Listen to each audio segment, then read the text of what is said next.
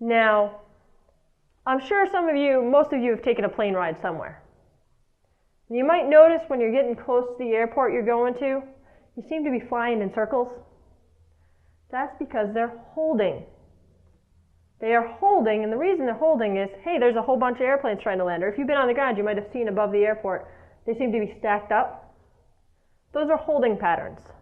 And what that does is it allows air traffic control, ATC, to make sure aircraft aren't running into each other, to sequence people for landing, make sure the aircraft that have to land first, maybe someone's lower on fuel, they need to get down first. So we're going to have somebody else hold. And what you do is you have a navigational aid that you're holding over. So you have instruments that indicate, hey, I just crossed over that navigational aid. So when you cross over that navigational aid, standard turns are to the right, so usually you're crossing that navigational aid, you start a right turn. 30 angle of bank, 30-degree angle of bank is a standard rate turn. So you cross that navigational aid, you start a standard rate turn. You hold that turn until you go on your outbound heading, because you'll have an inbound heading and an outbound heading that you're supposed to be on. Then you go out for a minute, and you turn in, and you're trying to make it so your inbound leg is a minute long. Holding is all done on time. Now, this might sound pretty easy, but then think about this. What if you have a wind? What if the wind's coming behind you? What if it's coming sideways? If it's coming sideways, you have to adjust for that so you're on the correct heading on the inbound. So you have to learn how to do all that. And you also have to learn how to enter it. What if I'm coming from somewhere else and I get told, okay, when you get here, you have to hold? Well, there's certain ways you have to come across and enter that pattern. You don't just come from anywhere and go, well, I feel like going this way. There's what they call protected airspace around areas that you'd hold. So they know that, hey, there's going to be people holding on this side, so you don't want to be over here because then somebody else might run into you. That would be bad. So, instrument training. By that point in time, you are tired of staring at the inside of an aircraft. You do instruments in the simulator and then you do it in the actual aircraft. If you're lucky or unlucky, I'm not sure which, you actually get some days where you actually get to fly in the clouds and you go in and out of the clouds and you fly around and you get pretty good at it and there's different approaches. How many of you noticed looking at an airport that there always seems to be a set of lights at the end of the runway? And when you're looking at them, they probably all look white or red. I forget which. Those are actually approach lights. They help figure out when you're doing an approach in. If you're doing it correct, half the lights will appear red to you, half the lights will appear white. And that means you're on the correct angle to land in the landing zone. So, interesting bit of trivia for you. So you finish up with instruments, and you're like, I don't want to stare at the inside of an aircraft cockpit anymore. And they go, okay, you're going to do BWS. And you're like, yes, I'm going to be outside the aircraft. I'm going to be visual flight rules again. Excellent. And then they go, hey, you got to go land in this remote training area on a slope. Or, I want you to go quickly and I want you to stop, but I want you to stay at the same level when you stop. Because when you stop a helicopter, the way you stop a helicopter, you're going forward, is you pull back on the cyclic, which causes the tail of the helicopter to go like this. Which means if you want to stay on the same level, now if you don't pull up on the collective at the same time, you're going to drop. And you don't want to drop the tail of the helicopter into the ground, that would be bad. So they go, and stop. And you have to learn how to coordinate that, along with a bunch of other maneuvers. So this is what a remote training area looks like in Alabama, in the US. So you get through that, and finally you get through all that, you do your check ride, you learn how to navigate, you learn how to plot a route and fly it and fly along riverbeds and all that good stuff. And then they go, okay, now you get to go to your advanced airframe. And you're like, this shouldn't be too bad. I'm a pretty decent pilot at this point in time, right? I know how to fly instruments. I know how to plot stuff on a map, get where I'm going, navigate, make sure I'm there on time. And then they show you this. And you look at that cockpit and you go, there's a lot more buttons in here. And it's a whole new set of, remember what I said? You gotta learn the starting procedures, emergency procedures, your limits. It's a whole new set of limits to memorize. And they go, yep, you got 2 weeks. Forget all this other stuff. Memorize this. So this is a UH-60 cockpit. Now, this may look very overwhelming to start with. This area here, this is all radios. You have 2 FM radios, a VHF radio, a UHF radio, 2 navigational radios, a SATCOM, and usually a couple extra ones thrown in if you're on a deployment. This area here on your what looks like a dashboard, this is all your flight instruments. This is what we call a master caution panel.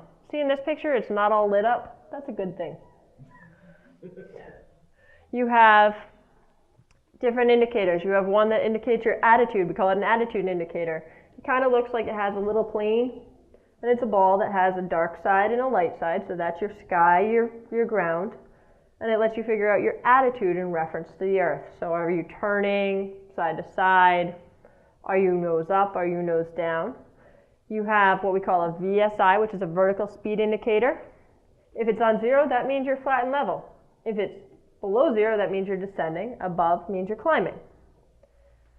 You have what we call a turn and slip indicator. It lets you know if you're in what we call trim.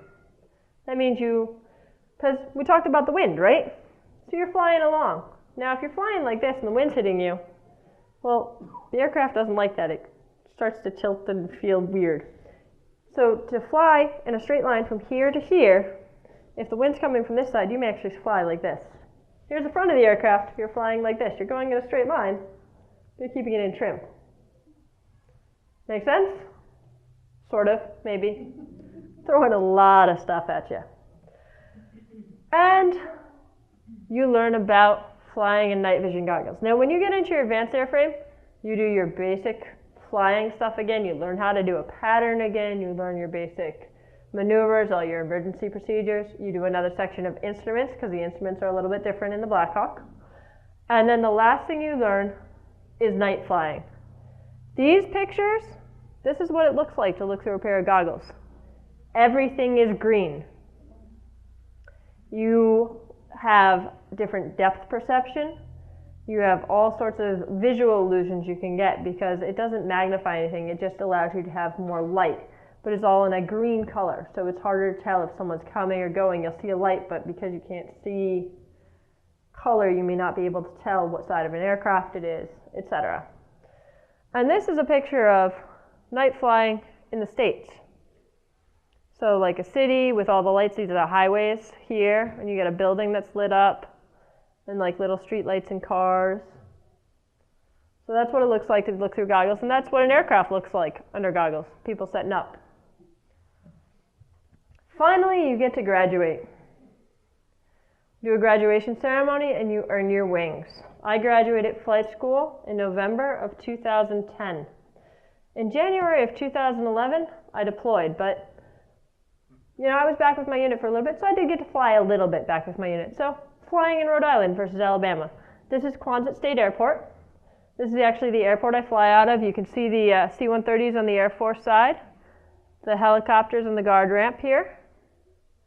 This is a state-owned airport. You have Newport's actually over here, Newport, Rhode Island. And that's our approach in for landing to the north. So a lot of water, but nice little airport. A little bit of flying in the Northeast. And I'm showing these pictures so that when I get to talking about flying in Afghanistan, you'll see the difference. So this is flying in the Northeast in the fall, the lakes, the nice leaves. It's beautiful to fly in the fall up here.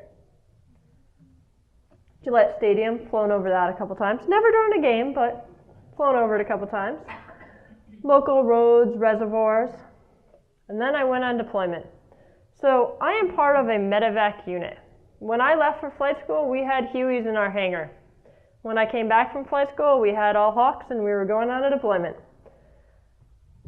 I'm going to give you a little background on dust-off, talk a little bit about the weather in Afghanistan, what our living arrangements were, the kind of training we did, and just a little bit about having fun. Because training never stops. As a pilot, even after you get your license, you are constantly studying, you constantly have evaluations every year. So a little bit of background history of what we call dust-off, medevac. We started doing helicopter evacuations at the end of World War II. Real basic evacuations. And then it really picked up in Korea. We moved almost 900,000 individuals during the Korean War via helicopter. Now this evacuation in Korea was in litters on the outside of the helicopter. There was no treatment en route. Where that really changed was when we got to Vietnam. Dust off, what we're known as, medevac helicopters are known as, is a call sign from Major Kelly, was a medevac commander in Vietnam, and he was key for getting the medical evacuation platform, getting medical evacuation helicopters as a primary mission.